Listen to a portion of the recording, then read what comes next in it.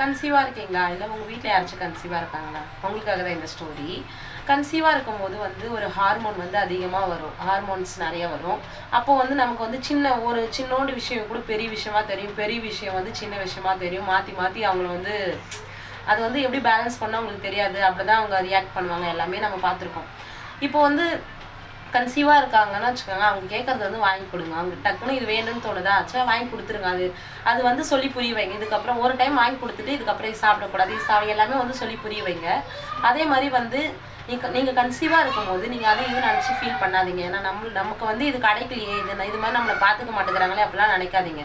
நம்மளை விட கஷ்டப்படுறவங்க நிறைய பேர் இருக்காங்க, நம்மளை விட சந்தோஷப்படுறவங்க நிறைய பேர் இருக்காங்க. ஆனால் இந்த நிமிஷம் தான் நமக்கு, இந்த நிமிஷம் இன்றைக்கி நாள் இருக்கலாம், இதுதான் நமக்கு நிரந்தரம்.